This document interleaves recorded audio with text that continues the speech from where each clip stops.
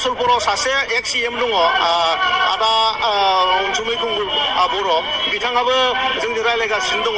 बिथाङा होनदों बे खेबाव लकसभा इलेक्सनखौ माने मान सन्माननि थाखाय बेखौ आं नायनोसै आरो एक्स एम एल ए दङ बिथाङाबो होनदों जिहेतु हाग्रामाया मानसि अनग्रा मानसि नङा।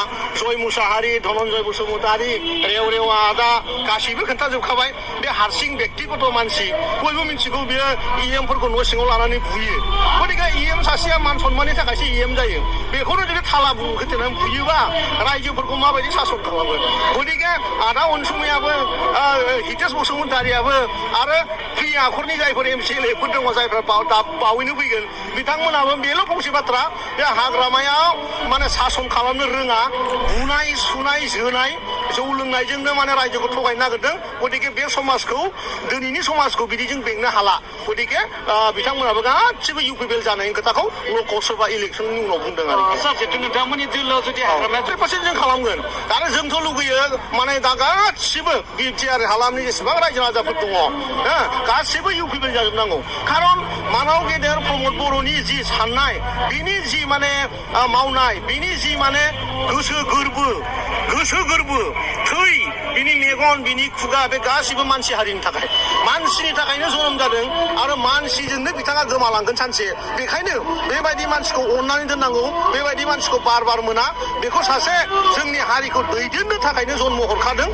गोदोनि जोंनि राजा गोदोनि जोंनि जि बाथौ जों इसोरखौ जेरै फालिबोयो बाथौ आफा बोराइ बाथौआनो जोंनो जेन बेखौ हरदों।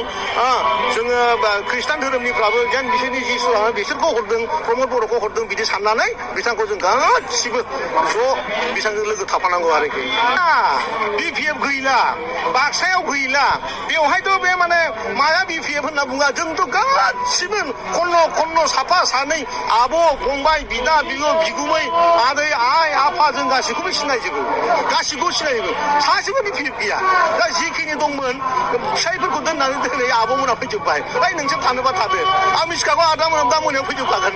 दा गतिके मुसलपुराव जुदि गैला बायदिगिरियावबो गैला, कख्लाबारियावबो गैला। दा बे बिपिएफआ बाक्सायाव अबेनि खाम्फा बरगयारि बेलाय, अबेनि खाम्फा बरगयारि बेलाय नामखौल' खोनादोंमोन गोदो सोरबा दिपुटि चिफनो, मानसिखौथ' रावबो सिनाया। आरो सिनायबाबो माबालायनो बे माबा गाज्रि खामानियाव लोब्बा थाग्रा माबा थाइलेण्ड माबा बायलेण्ड जों मिथिया, बेखौ थांफेरनोबो रोङा थाङाबो जोङो। ओमफ्राय बिदि मानसिलाय सोर मानसियालाय भट होनांगौ जाखो। मुसलपुराव सासे एक्स एम दङ आदा अनसुमै खुंगुर बर' बिथाङाबो जोंजों रायज्लायगासिनो दङ। बिथाङा होनदों बे खेबाव लकसभा इलेक्सनखौ माने मान सन्माननि थाखाय बेखौ आं नायनोसै आरो एक्स एम एल ए दङ बिथाङाबो होनदों जिहेतु हाग्रामाया मानसि अनग्रा मानसि नङा।